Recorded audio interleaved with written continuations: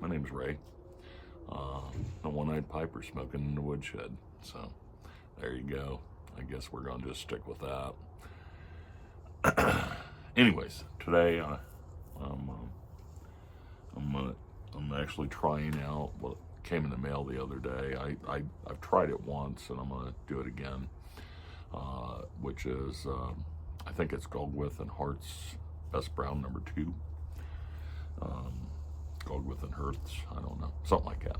Something Hertz and Gogwith's, but it's Best Brown number 2. I'm sure you guys have seen it. Anyways, got my little Peterson, my little Aaron pipe, getting ready to smoke it. Kind of pre-lit it and got it going. It's a combination of Burley and Virginia's, bright Virginia's, from the description. I like both. I like Burley. I like Virginia's. There goes my dog. So, hey, Kimber. The old girl. Kimber's sniffing in the woodshed. I'm smoking in it. So, anyways, enough about that. Let's get this party started. I'll give you my 2 cents worth. So, very little wind today, which is really nice.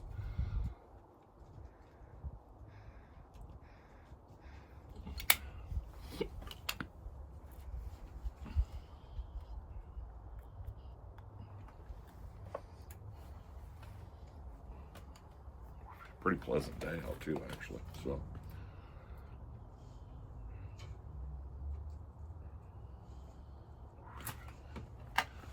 to me, it's a smooth tobacco at this point. You know, just from first light. It's a Burley. I can taste the Virginias. I can see where the Virginias make the Burley a little hotter, so it makes it burn well, I guess the best way I can put it.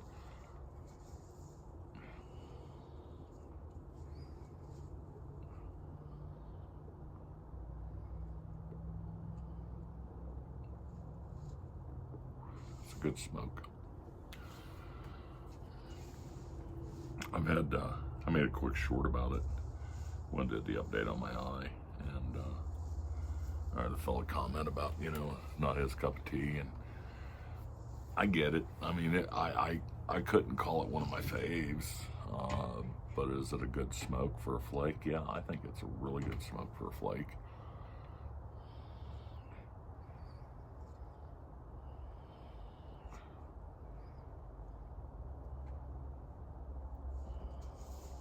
It's rich.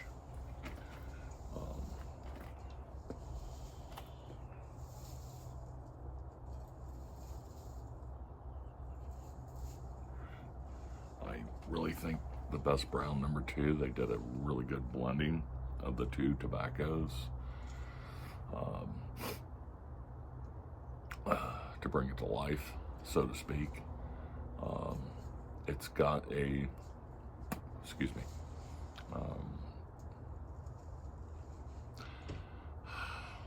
not what I call a spicy undertone, more so just a slight, I can't say tongue bite, but a bite. And don't bite the tongue, it kind of layers over the tongue.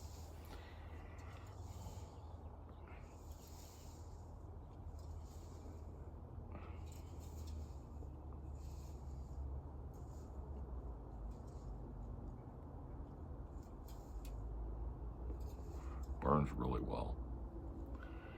Really, really well. Good burning tobacco.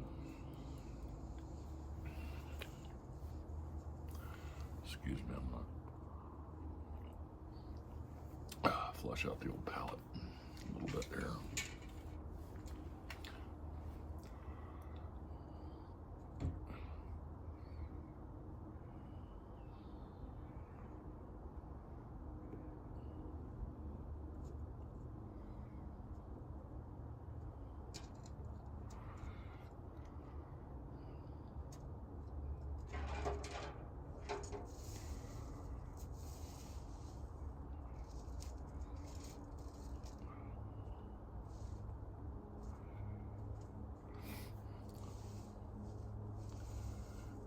noticed, or maybe it's me, I've just noticed it.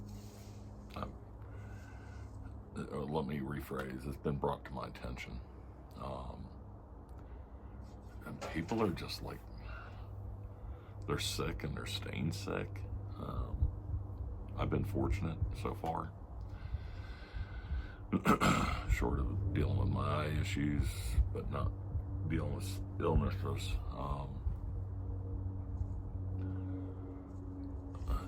And my daughter-in-law's dad, he's a doctor, you know. He said it's almost epidemic, and it's not COVID. It's not the flu. It's kind of like a crud. It just keeps people getting sick, and then it goes away, and then they get sick again, and then it goes away, and it's just literally, it's like revolving and revolving and revolving around families or through families, and you know, just it's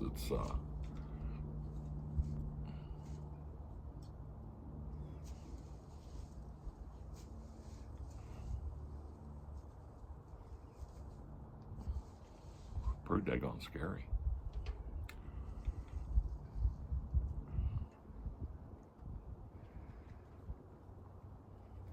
Seems to be happening to a lot of young folks, you know.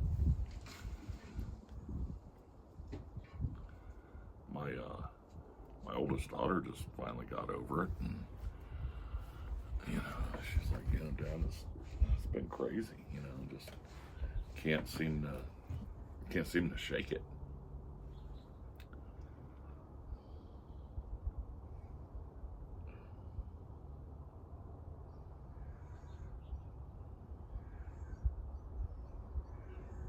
I guess you could use the excuse of schools, but good Lord, no. When I was a kid, kids weren't this sick. You know, they weren't dealing with chronic, just constant, just illness after illness after illness going to school. And I mean, my goodness gracious, you know, if we've got all these vaccines that are supposed to prevent all this stuff, but yet everybody's sicker than dogs, it's kind of weird.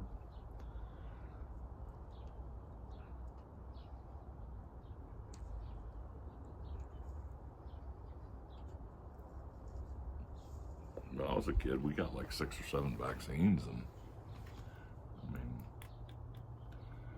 you know, occasionally you might get a bug, you know, get a cold, cough, you know,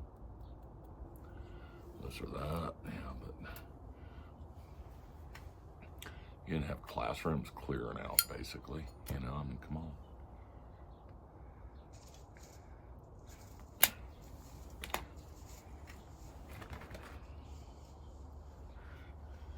Everybody's vaccinated to the nines, you know, 20-something billion vaccinations that they put in these kids' bodies and stuff, and kids are chronically ill.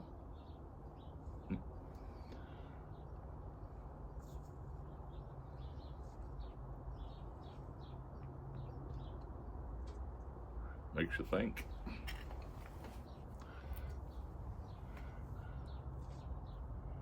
In 40 years, have we become like chronic?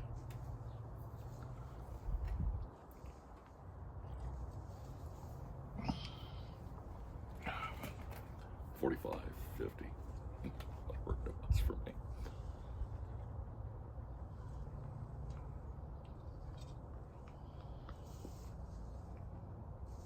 And I ain't talking a little bit sick. I'm talking like lay you down, knock you to the floor kind of illnesses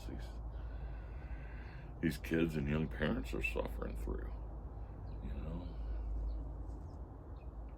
this makes no sense.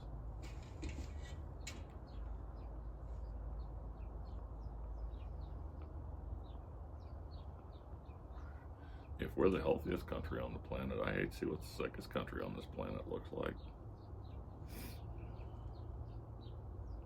Everybody must be bedridden.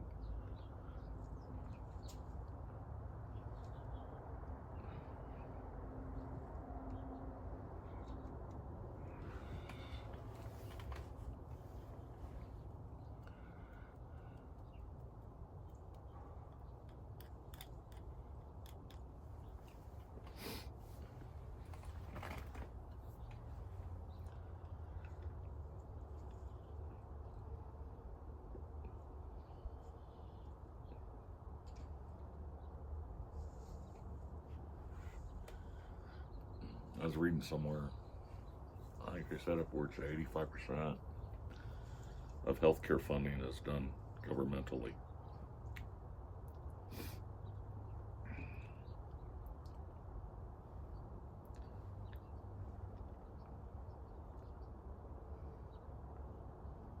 You could be wrong. Check for yourself.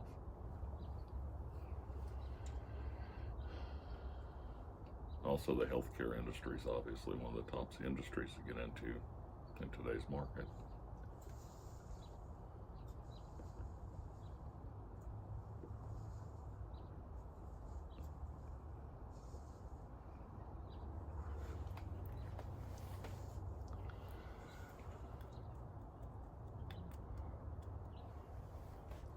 So,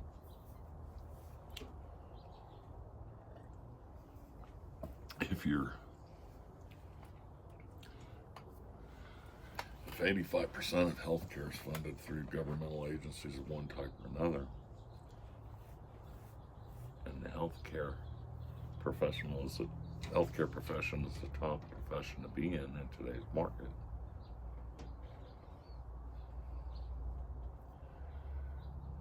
Now, me being a 2-time 9th grade dropout, but has a little bit, very little, common sense.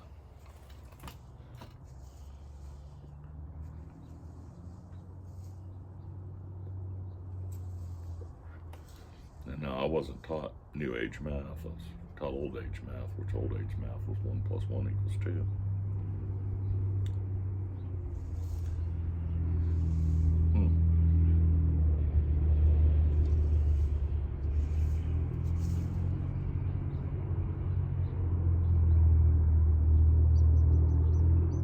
Definitely want to keep that beast alive, wouldn't you?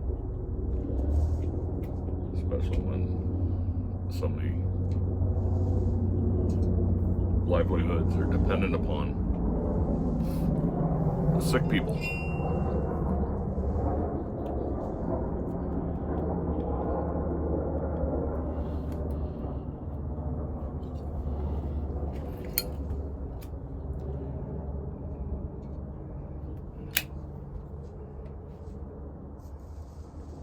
So many schools, medical colleges, and this and that are dependent upon sick people.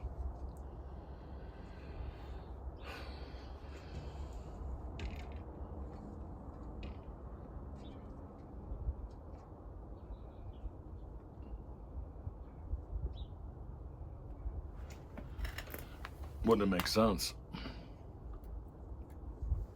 And again, 2-time 9th grade dropout here. Wouldn't it make sense to not have well people financially?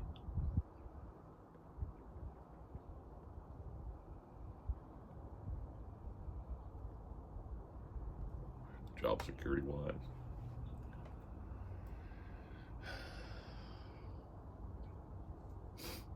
Because they're going to see a doctor, nurse practitioner, LPN, and whatever.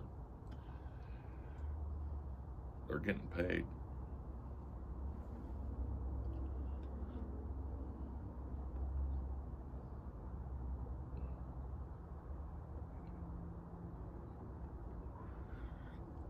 They're getting paid.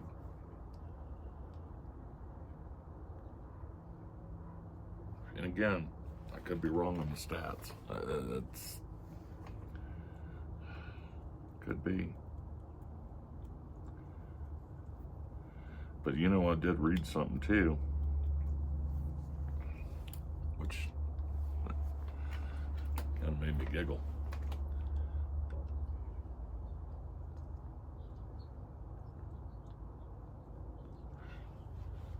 That nicotine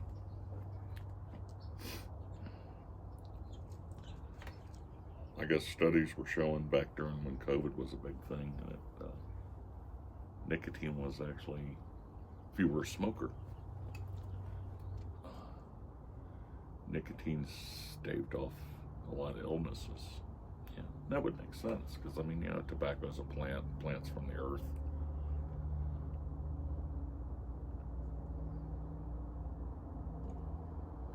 You smoke it in its purest form.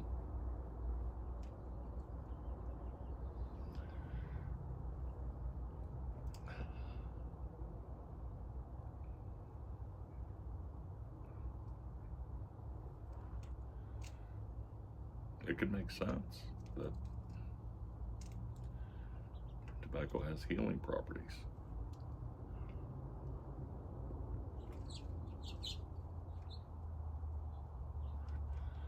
I think it was, and I you know, again,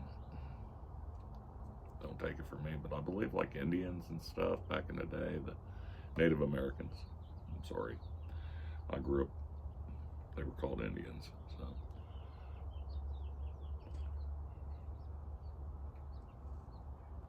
Take a tobacco leaf and they'd chew it up. If you got a wound and that wound got infected, they'd put it on a wound and draw out the poison.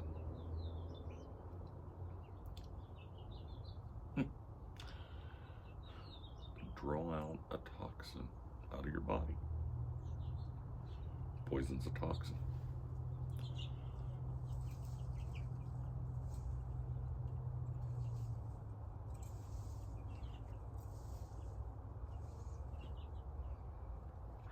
Again, I'm just doing short math. 1 + 1 = 2. 2 + 2 = 4, so on and so forth.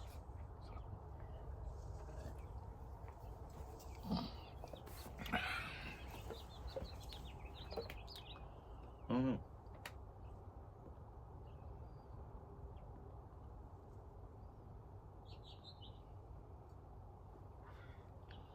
Good tobacco.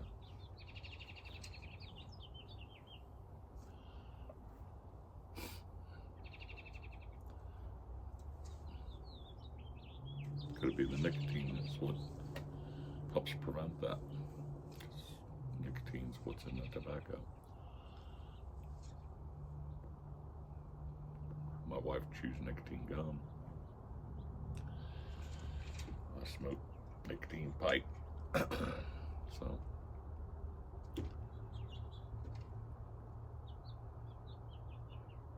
you're one that's been sick. I would tend to think that goes 2 + 2 = 4.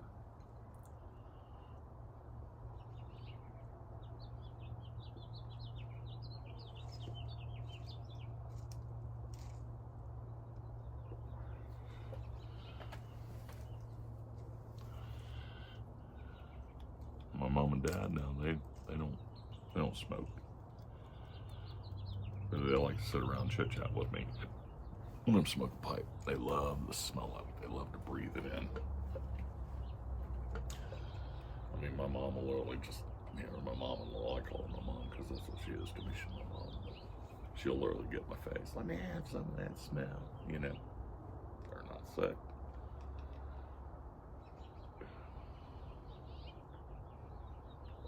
My dad-in-law sit right next to me on a smoking pipe. I tell him, like, yeah, pop it on. I want to blow this smoke in your face. He goes, ooh, I like it. Don't smoke it, but I like it. I like to breathe it in. I don't know.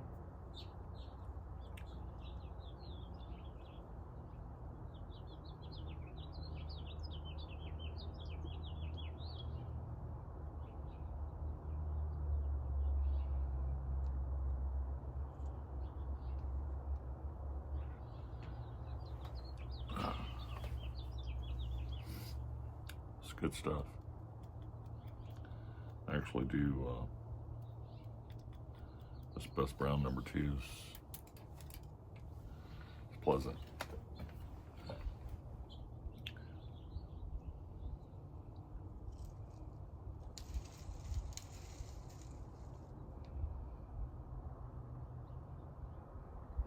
That's why I can put it. Pleasant.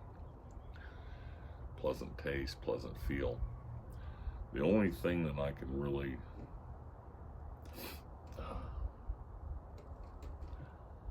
say is I notice just a slight bit of tongue bite, but I do As you can tell, I puff on a pipe, so. And this is, this is a non-filtered pipe, so you're going to get that full flavor hit no matter what.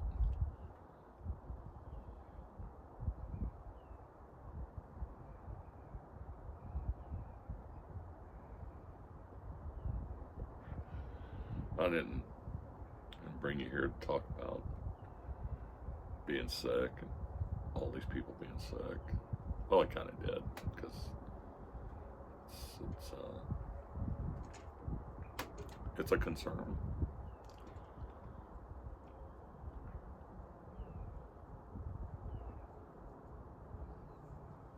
And I think we should all be concerned. What's happening?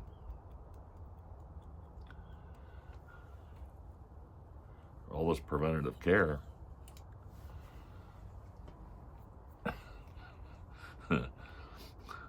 There's a lot of sick people for all this preventative care. Heck of a lot of sick people for all this preventative care. And I guess they say, well, we've got more population, we've got more of this, we've got more of that, but numbers are numbers, folks, and they just don't add up. So, that being said, just wanted to give my 2 cents worth. Sitting here smoking in the woodshed. Y'all have a good day now.